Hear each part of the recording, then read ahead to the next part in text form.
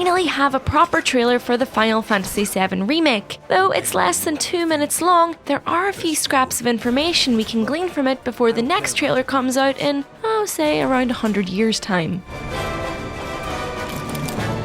For starters, the new trailer takes us back to the original avalanche attack on Sector 1's Mako reactor. It's mostly third person as we see Cloud make his way through the ruined reactor and the streets of Sector 8. While that viewpoint certainly makes sense, I do hope there'll be a few fixed camera angles from the original to run around in. Nostalgic callbacks to particular camera angles from the first game will be what helps make this remake special to longtime fans.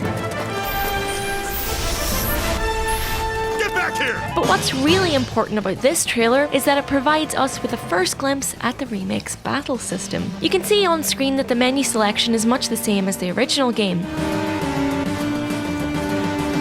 You can choose from attack, magic, summon, items and defend. Summons weren't available this early in the game in the original, so it's probable that this layout is just for show at present.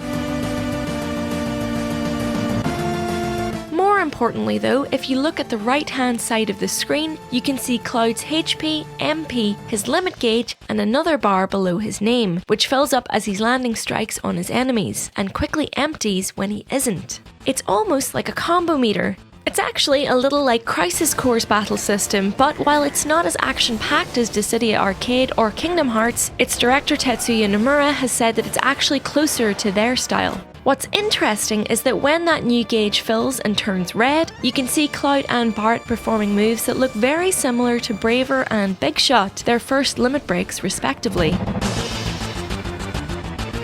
Cloud also does a move that looks like an updated version of Cross Slash, but their limit gauge is all the way over in the corner untouched. So what does this mean and what can we expect when that fills up? It is good to see that you can control other party members as well as Cloud though, and it supports the statement made by producer Yoshinori Kitase in a PlayStation developer video that this game sits somewhere between the command-based, active time battles of older Final Fantasies and the more action-oriented, real-time approach favoured in more modern games like the Final Fantasy 13 compilation. Lastly, what we now know following the trailer's release is that the Final Fantasy VII Remake will be episodic.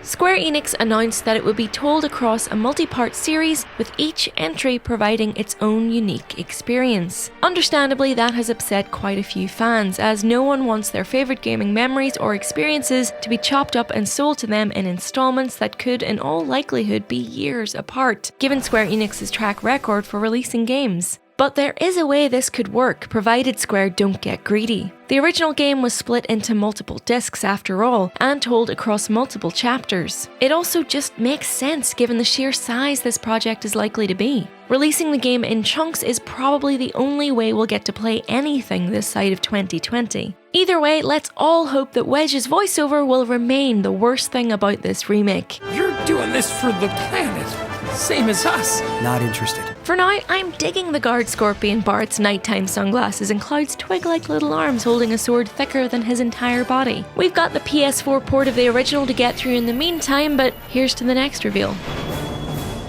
On that note though, it'll be weird to hear all those lines I know and love so well actually spoken out loud by characters. I wonder if it'll change the way certain scenes feel. Because let's be honest, despite Final Fantasy VII being, in my opinion, a lot darker than some people give it credit for, there are some scenes I just cannot imagine translating to a realistically detailed world like the one we see in the recent trailer.